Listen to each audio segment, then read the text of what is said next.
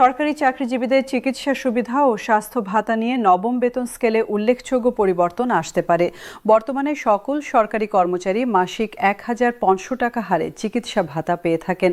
তবে বর্তমান চিকিৎসা ব্যয়ের সঙ্গে এই ভাতা একেবারেই অসামঞ্জস্যপূর্ণ।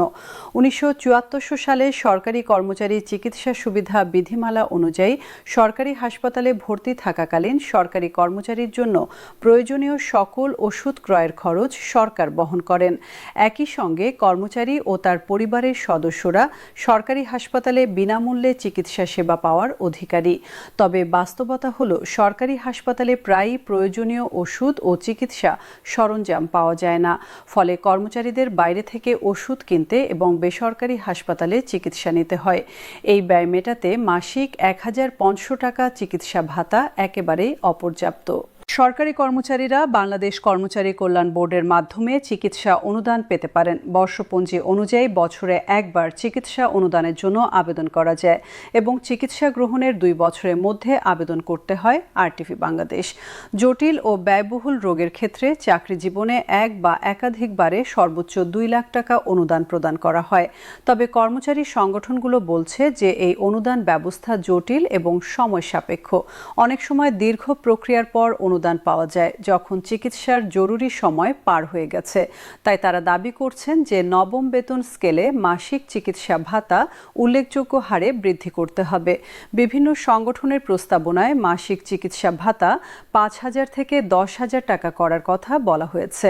বর্তমান চিকিৎসা ব্যয় বিবেচনায় এই প্রস্তাব যুক্তিসঙ্গত বলে বিশেষজ্ঞরা মনে করছেন। চিকিৎসা সংক্রান্ত ছুটির ব্যবস্থাও রয়েছে সরকারি চাকরিতে। একজন কর্মচারী স্বাস্থ্যগত কারণে গড় বেতনে এককালীন সর্বোচ্চ ৬ মাস পর্যন্ত ছুটি ভোগ করতে পারেন।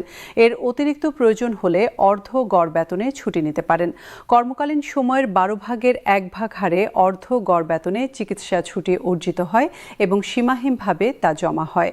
চিকিৎসার জন্য এক কর্মস্থল থেকে অন্য কর্মস্থলে প্রেরিত হলে ভ্রমণ ভাতা প্রদান করা হয়।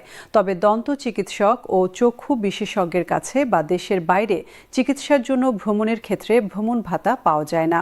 কর্মচারীর স্ত্রী হাসপাতালে সন্তান প্রসবকালীন চিকিৎসারও সুবিধা পান।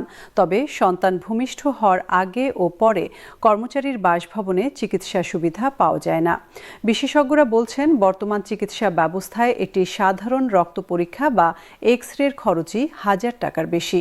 একটি জটিল অসুখে লাখ টাকা খরচ হতে পারে। এই পরিস্থিতিতে মাসিক ১,৫০০ টাকা চিকিৎসা ভাতা অর্থহীন। তারা আরও বলছেন যে অবসরভোগীদের জন্য বিশেষ চিকিৎসা সুবিধা প্রদান করা প্রয়োজন, কারণ অবসরের পর চিকিৎসা ব্যয় সাধারণত বেশি হয়ে থাকে। বর্তমানে অবসরভোগীদের জন্য কোনো বিশেষ চিকিৎসা সুবিধা নেই। সার্বিক পরিস্থিতি বিবেচনায় বলা যায় নবম জাতীয় বেতন স্কেলে চিকিৎসা ভাতা উল্লেখযোগ্য হারে বৃদ্ধি এবং চিকিৎসা সুবিধা আরও উন্নত করা অত্যন্ত জরুরি, যাতে সরকারি চাকরিজীবীরা তাদের ও পরিবারের স্বাস্থ্যসেবা নিশ্চিত করতে পারেন।